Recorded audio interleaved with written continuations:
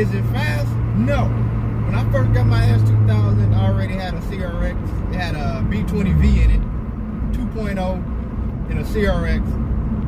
And the S2000 is also a 2.0. Now, that CRX, the butt dyno, it felt better than my S2000, but I never ran them because obviously I can't drive two cars at the same time. But my CRX did feel better. But I still don't believe the S2000 is slow. And a lot of times when people say S2000 is slow, it's coming from people who ain't never drove one, or they got a car they done done an engine swap to, or they talking about they outrunning the S2000 today, which makes my S2000 20 years old. So it took you 20 years of technology for you to outrun the S2000, and you feel like you're doing something. Now, a lot of times also when people say S2000 is slow, they talk about drag racing. The car wasn't meant to be a drag racer. It's a track car. It's for bending corners. If you want to see if the car is fast enough, put it on a track where you can bend some corners. You wouldn't take a drift car and try to get the best time in a grip event. The car ain't built to take turns gripping. It's built to take turns drifting. You wouldn't take a drag racer to a drift competition. It's not built for that. So if you gonna call a car slow, make sure you're doing what the car is intended for. This car is a great car on the track, bending corners. So if you want to find out the true potential of the S2000, that's what you need to do. Also, when it comes to speed, the S2000 in the year 2000, I think the first one came on like 99 or something like that. It had the record of the highest horsepower per liter, which was rated at 240 at the crank. It held that record for years until Ferrari took it. Not Mazda or Nissan, Toyota cars within its class. Ferrari took it. You had Ferrari. Okay, that ought to tell you something right there. It took a Ferrari to break the record. Now, if you got a car that's putting out 240 horsepower, all motor, naturally aspirated, people who know engines know that's not easy to do. It's not easy to put out 240 horsepower without forced induction, turbo, supercharger, nitrous, especially on the 4-cylinder. If you think about it, BMW had cars with turbos in that same year that was only putting out 220, some of them 240, with a turbo. The Focus RS had a turbo, and I think it was only putting out, what was it, 205 or 210 or something, back in 2000. The Volkswagen GTI 4-cylinder turbo, it put out 205 with a turbo. So you can't say this car is slow. You gotta know the history of this bad boy. The S2000, if you ever was thinking about buying one, hey, you got my vote. Go out and buy you a S2k. I like these memo jammers. While you driving and people give you thumbs up and stuff. And, you know, I had to get used to that. Other Hondas, S2000, they drive by and they wave at you. I was like, yeah, you know, made you feel like you had something.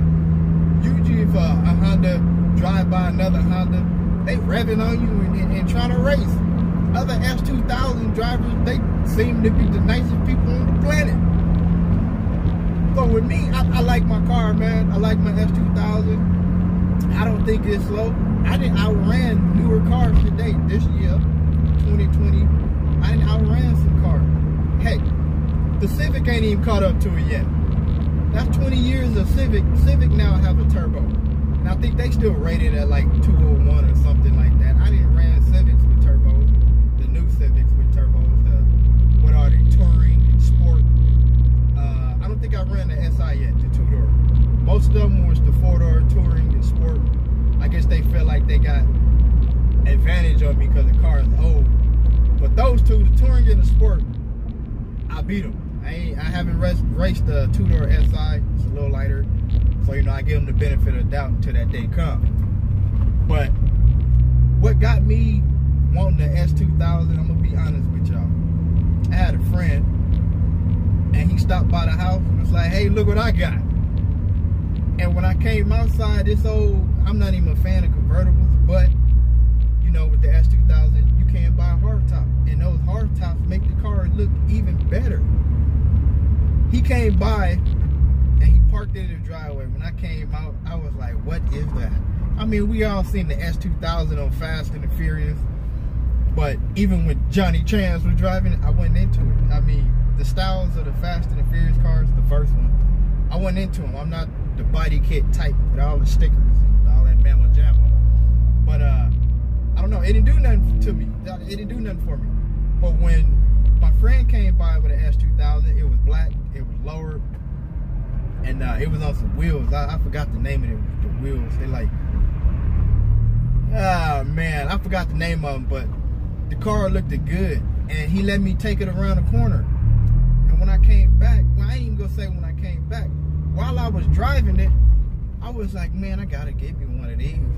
I gotta get me one of these. It took me, oh man, I'm thinking back, this is about 10 years ago, but it probably took me about at least 2-3 years before I was financially ready to get an S2000, and I ain't looked back since. Like I say, I enjoy this car. Now it's my daily driver. When I first bought it, I might have drove it once or twice a month, but I moved and I needed something with good gas mileage, and my S2000, I had to swap it. I got a Turbo Integra and the S2000, which was the ones I would drive the most, the Integra. But now I moved further away, the Integra burned too much gas, so here I am in the S2000. But like I said, if you're looking to get an S2000, trust me, you won't be disappointed. This car is awesome, man. And now is the time to buy them. The prices is going up, and these cars hold value. They hold value. An E38 BMW, year 2000.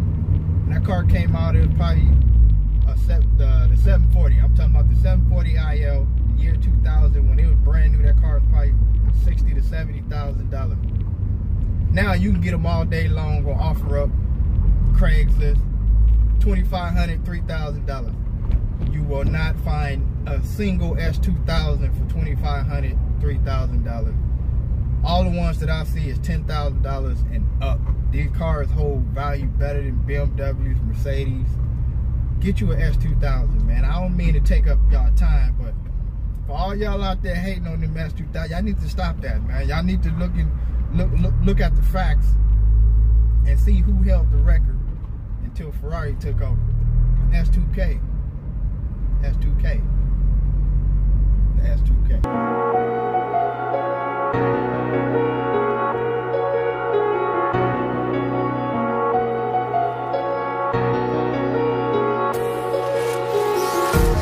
Empty hearts and neon lights, they're playing with my mind. Gotta get out of here tonight. Oh, I want